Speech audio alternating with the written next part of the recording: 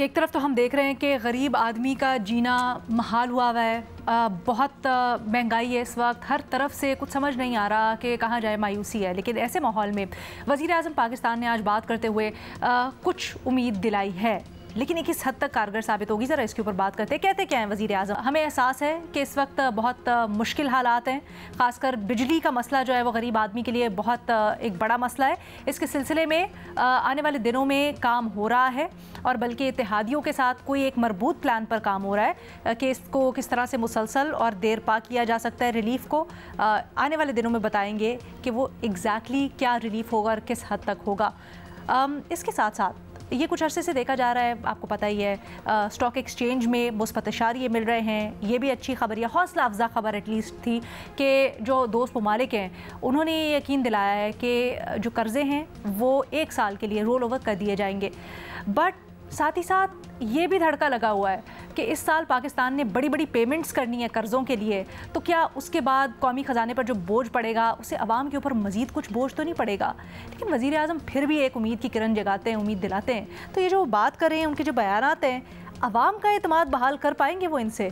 भट्टी साहब। मैडम शेख, ये पिछले सवाल को इससे मिला लें, पीछे कॉन्फिडेंस देख लें, बगावत के मुकदमों पर, तहरीक इंसाफ पर पाबंदी पर, इमरान खान पर मुकदमों पर, और क्या कॉन्फिडेंस था। और दूसरी तरफ यहाँ देख लें, हम मैडम शेख बदकिस्मती ये कि हम फार्चून हंटर्स, मौका परस्तों और वारदातियों में घिरे हुए हैं और अब इनकी अक्लों, शक्लों, हरकतों, सोचों और अमलों पर ना रोना आता है ना हंसी आती है। मैडम शेख, महंगाई, बेरोज़गारी, गुर्बत लग रहा है कि अब हमारे छोटे मसाइल हैं। हमारे असल मसाइल ये हुकूमत वाले हैं, ये लीगी, ये पीपल्स पार्टी वाले 9वीं मरतबा इक़्तिदार में हैं खैर से, और इनकी अपनी 7 नस्लें संवर चुकी हैं, हमारी 7 नस्लें उजड़ गई हैं। और जब तक ये रहेंगे मैडम शेख, लिख लीजिएगा, हम भिखारी रहेंगे, सिसकते तड़पते रहेंगे और रोते मातम करते रहेंगे। मुझे ज़रा बताइए मैडम शेख, किधर है तरक्की, खुशहाली, नवाज शरीफ? किधर है आओ फिर से संभालो नवाज शरीफ? किधर है नवाज दो नवाज शरीफ? और कहना उनको ये था महबूब कायद को कि सर आप जहाँ कहीं भी हैं वापस आ जाएं, कम अज़ कम मैं तो आपको बिल्कुल भी मिस नहीं कर रहा। और मैडम शेख, कहाँ गए बिलावल भुट्टो के वो मंशूर, मरियम नवाज़ के वो मंशूर, मुस्लिम लीग के वो मंशूर, पीपल्स पार्टी के वो मंशूर, वो फ्री बिजली, वो नौकरियाँ, वो घर, वो रोज़गार? किधर गया इनका तजर्बा, इनका रस्तूपन, इनकी शबाज स्पीड, इनकी शबाज गवर्नेंस, इनका एक जरदारी सब पे भारी? और मैडम शेख, इतला क्या दी जा रही? हम यकसू हैं, बड़ी मेहरबानी कहीं आप यकसू हो ही ना जाएं। खुदा करे IMF से जान छूटे। उधर कह रहे हैं चंद दिनों बाद देख लें हम क्या हशर करने वाले हैं तरीके इंसाफ का और इमरान खान का। इधर कह रहे हैं खुदा करे IMF की जान छूटे, खुदा पे छोड़ दे। और फिर मतलब उधर बिलावल भुट्टो और आसिफ जरदारी से मुशावरत हो गई है, मतलब असर हाज़र के अरस्तु, अफलातून, नोम चोमिस्की साहबान से इनकी मुशावरत हो गई है। अब हमारे मसाइल हल होने वाले हैं। मैडम शेख आगे सुनिए, आखिरी 2-4 जुमले। जामे प्लान की ज़रूरत है। 9वीं मरतबा आके कह रहे हैं, कमेटियाँ बन रही हैं, 9वीं मरतबा आके कह रहे हैं। चीन, सऊदी अरब, UAE के पाँव पड़े हुए हैं, वो हमें आगे दे देंगे। और स्टॉक एक्सचेंज का वो नहीं देखते कि 70 अरब डॉलर जो निकल गया है या इससे कम जो निकल गया है, उसमें इशारे ऊपर नीचे आ रहे हैं।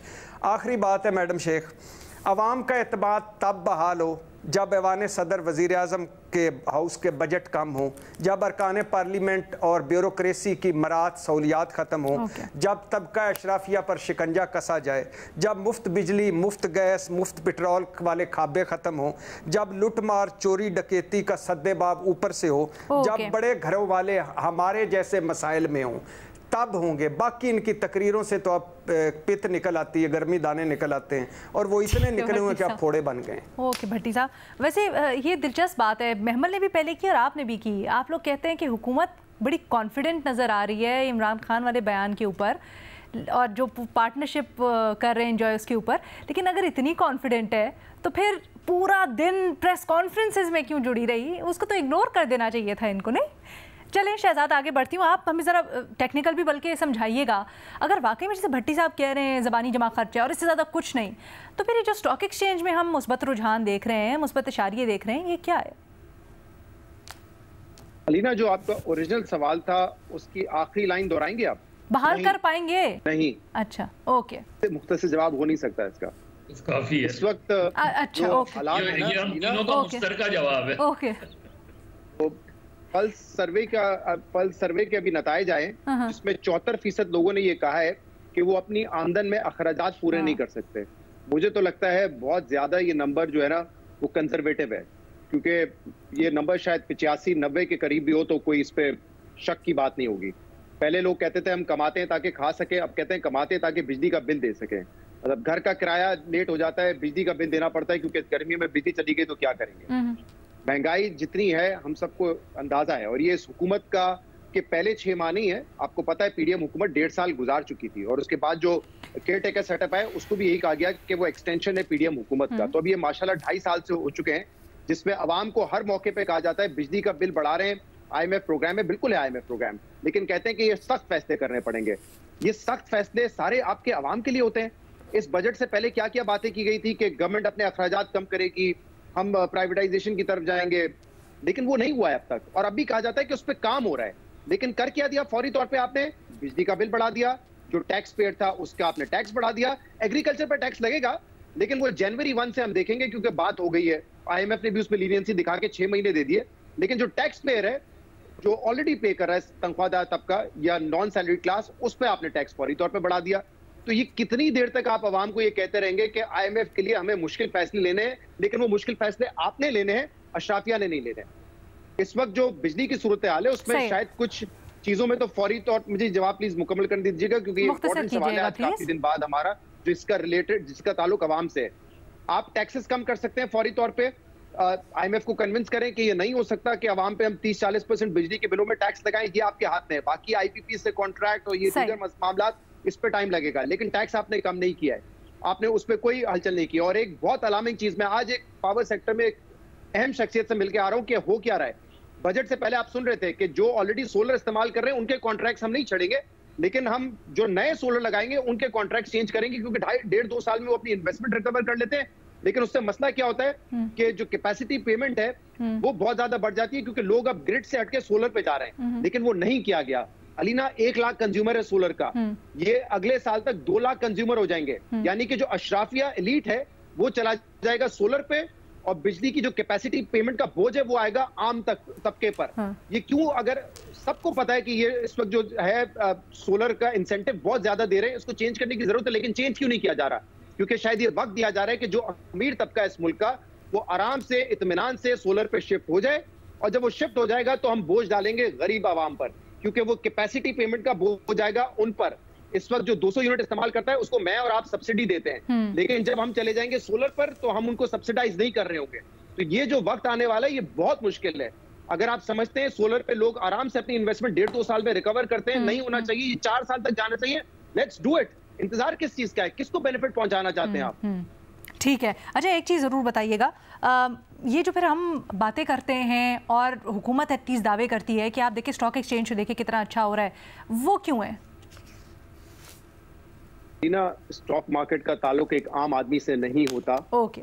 वो एक इंडिकेटर होता है, माशी इंडिकेटर होता है कि आपकी मैक्रो इकोनॉमी जो है वो एक बेहतरी की सिम्त दिखा रही है। तो वो तो दिखा रही है, और वो भी पिछले स्टॉक मार्केट में भी हमने पिछले कुछ सेशंस में तो डिक्लाइन देखा है, लेकिन वो एक मैक्रो इकोनॉमिक इंडिकेटर है जिसके असरात फिर अगर मुसलसल ग्रोथ होते रहे तो आम आवाम तक आते हैं, लेकिन हमारे यहाँ वो पहुंच नहीं रहे। तो इसलिए वहां पे कंपनीज के रिटर्न्स वगैरह ये बेहतर है, बट आम आदमी के हालात इस वक्त बहुत ज्यादा खराब है। ठीक है, एक थोड़ी सी ब्रेक लेते हैं, ब्रेक के बाद वापस आएंगे बाकी तज्जियाकारों की राय। Welcome back. वज़ीर-ए-आज़म पाकिस्तान अवाम का हौसला बंधा रहे हैं या उनको एतमाद दिला रहे हैं कि जो इत्तेहाद है वो कोशिशें कर रहा है किसी न किसी तरह अवाम को रिलीफ देने की। क्या एतमाद कर पाएंगे अवाम वज़ीर-ए-आज़म की इन बातों के ऊपर, बयानात के ऊपर? महमल, क्या राय है आपकी? देखिए लीना, आज की जो मुआशी सूरत हाल है ना, अभी ब्रेक से पहले शहजाद ने उसको बड़ी अच्छी तरह ग्राउंड रियलिटीज जो एक्सप्लेन किया, उसमें ना ऐलानात से किसी का कॉन्फिडेंस बहाल नहीं होगा, सिर्फ और सिर्फ इकदामात से बहाल हो सकता है। लेकिन अनफॉर्चुनेटली मसला क्या है? मसला ये है कि इस हुकूमत ने पहले भी कहा कि हम रिलीफ देंगे, उन्होंने कहा हम तनख्वाहदार तबके को रिलीफ देंगे, लेकिन बजट के बाद क्या हुआ पता चला, तनख्वाहदार तबके के ऊपर जिस किस्म के टैक्सेस लगे वो एक यानी कि बिजली की तरह, यानी कि उस तरह से क़यामत की तरह उनके ऊपर गिरे। अच्छा, फिर क्या हुआ कि उन्होंने हमें हुकूमत ने बताया कि हम एग्रीकल्चर, रिटेलर्स, ट्रेडर्स, इन सबको टैक्स नेट के अंदर लेंगे। वो भी बयानात की हद तक है, अभी तक कोई अमली जामा उसको नहीं पहनाया गया। अच्छा, फिर उसके बाद हमें बताया जाता है कि जी ब्लैक मार्केट को हम खत्म कर देंगे। वो भी सिर्फ बयानात और ऐलानात की हद तक है, कहां पर हमें कोई अमली चीज नजर आती है? बिल्कुल भी नहीं। अच्छा, आप फिर ये कहा जाता है कि जी एक्सपोर्ट्स बढ़ेंगी, हमारे जो है बहुत तरक्की करेंगे, इस तरह की चीज हो जाए। अभी आप देख लें कि जून की जो है वो एक्सपोर्ट ज्यादा थी जुलाई की बिनिस्बत, तो यानी कि ये भी कुछ नहीं हो रहा अमली।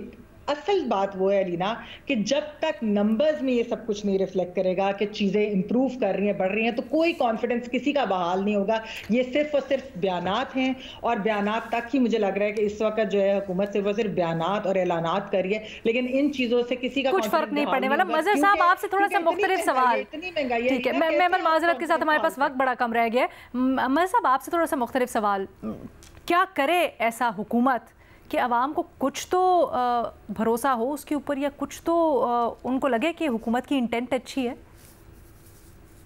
देखिए, एक वजीर आज़म गुजरा है इस मुल्क में जिसने who led from the front, वो था मोहम्मद खान जुनेजो। उसने कहा कि जी सब 13 सीसी या 18 सीसी की गाड़ियों में बैठेंगे, कोई भी हो, कम वोट में। वज़ीर आज़म की उस तकरीर से लोगों का एतमाद बहाल होगा जब वो ये कहेंगे कि आज से मैं ये वज़ीर आज़म हाउस बंद कर रहा हूँ, मैं अपने घर से वज़ारत आज़मात चलाऊँगा, आज से मैं, मुझ समेत हर वज़ीर, हर कैबिनेट मिनिस्टर, कैबिनेट सेक्रेटरी अपना पेट्रोल, अपनी जेब से पेट्रोल देगा, अपने घर से बिजली का बिल खुद देगा। इन चीज़ों से एतमाद बहाल होता है, इन बातों से एतमाद बहाल नहीं होता। इसलिए कि आज ही अभी सुबह तकरीर हुई थी ना दोपहर को, अभी खबर आई है कि बिजली मजीद महंगी हो रही है। ये एतमाद बहाली है, इससे एतमाद साजी होगी। गवर्नमेंट को तो पहले ही एक क्रेडिबिलिटी क्राइसिस है। जहां आपकी अशराफिया की जो पेंशन है वो उसकी आखिरी तनख्वाह हो, वहां लोगों से आपका डिस्कनेक्ट है। लोगों को आपको पता ही नहीं है महंगाई का। जाए तो जरा बाजार में जाए ना, आपको पता चल जाएगा, क्योंकि आप तो जो है थैला उठा के थोड़ी जाते हैं, आपको अंदाजा होगा महंगाई कितनी है। ये उनसे पूछे ना, आप सर्वे कर लें, आप चले जाएं, बस में चले जाएं, ट्रेन में चले जाएं, जहाज में चले जाएं, कोई एक शख्स बता दें जो मुतमईन हो। कोई एक शख्स में मिसाल दे दें कि जो जिस तरह भी शहजाद कह रहा था कि 70% या 90% इस वक्त लोग मुतमईन नहीं हैं। आप करप्शन में डूबी अशराफिया पर एतमाद कैसे हो सकता है? टोटल करप्शन नीचे के लेवल तक। आप चले जाएं, यहाँ पूरे सिंध में चले जाएं, किसी मिनिस्ट्री में चले जाएं, कोई दो मिसालें बता दें, दो वजारत बता दें कि जहां करप्शन फ्री हो। ये सब धोखे होते हैं। लोगों को अब एतमाद नहीं रहा, लोग हुकूमत इररेलेवेंट होती जा रही है। ये जब तक और ये बड़ी खतरनाक बात है, जब आवाम को हुकूमत के ऊपर, सिस्टम के ऊपर एतमाद नहीं रहता, तो सीरियसली ये सोचने की जरूरत है। जी,